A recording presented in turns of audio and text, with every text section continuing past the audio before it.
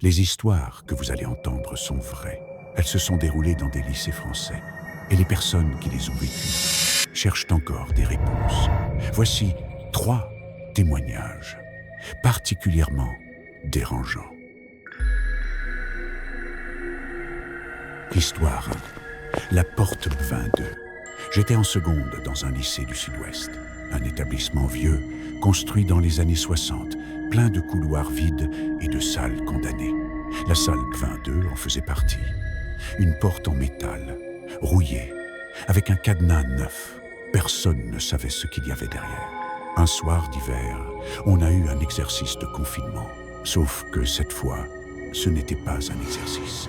Le proviseur a coupé le son des alarmes. Mais on a tous compris que quelque chose n'allait pas. On s'est enfermé dans une salle avec notre prof. Il faisait presque nuit. Les néons bourdonnaient. C'est là qu'on a entendu frapper. 3 coups, lents, venus du couloir. Notre prof a blêmi. Elle a murmuré. Ça vient de 22. On l'a regardé, surpris. Comment pouvait-elle le savoir? Les coups ont recommencé. Mais cette fois, ce n'était plus frapper. C'était comme si quelque chose grattait la porte. Lentement, méthodiquement, notre prof s'est approchée de la fenêtre du couloir. Elle a regardé, et je jure qu'elle est devenue livide. Elle a reculé, s'est appuyée contre le mur et a dit « Ne regardez pas ».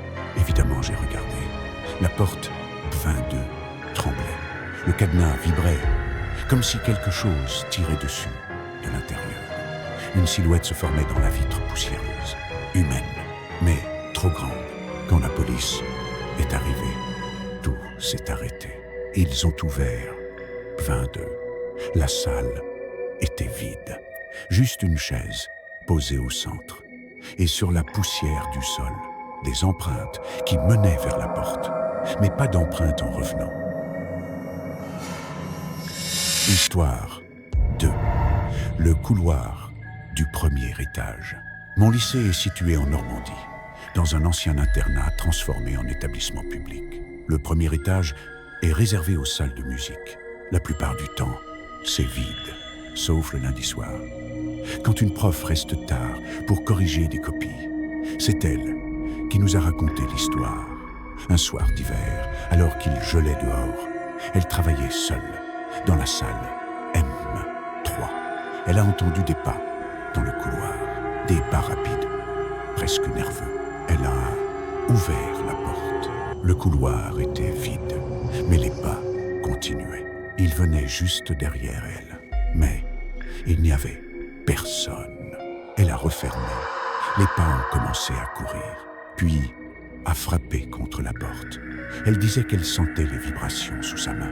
Elle a appelé le gardien. Il lui a dit « Je monte. Restez où vous êtes. » Les pas se sont arrêtés.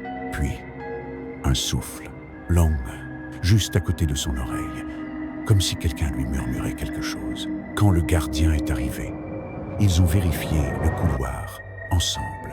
Il n'y avait rien, ni trace, ni marque, rien.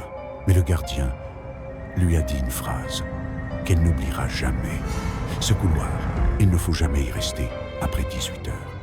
Depuis l'incendie de 1998, personne ne devrait l'entendre courir. Histoire 3. La photo du gymnase. J'étais en terminale. On répétait une chorale pour la cérémonie de fin d'année. Le gymnase était froid, immense, mal éclairé. À la fin de la répétition, on a voulu faire une photo de groupe. Une élève a pris son téléphone, a activé le retardateur et s'est mise avec nous. Flash, photo prise. On a continué notre soirée normalement. C'est en rentrant chez elle qu'elle a ouvert la photo et qu'elle a crié. Au fond du gymnase, derrière nous, dans la partie dans le noir, on voyait clairement une silhouette debout, grande, immobile, avec un visage flou, totalement blanc, comme un masque. Elle nous a envoyé la photo dans le groupe WhatsApp. On l'a tous vue. La silhouette ne pouvait pas être un prof, ni un élève, ni personne du lycée. Le lendemain, le gymnase a été fermé. La direction a demandé la photo. Puis, elle a disparu du groupe. On a voulu retourner sur place pour vérifier. La porte était condamnée. prof nous a juste dit ceci. Ce gymnase, il aurait dû rester fermé depuis très longtemps. Ce que vous avez vu, ce n'est pas la première fois qu'il apparaît. Si vous voulez une autre vidéo d'histoire vraie, dites-le moi en commentaire. Et si vous-même, vous avez vécu quelque chose d'étrange, vous pouvez me l'envoyer. Prenez soin de vous. Les choses les plus effrayantes arrivent toujours quand on croit être en sécurité.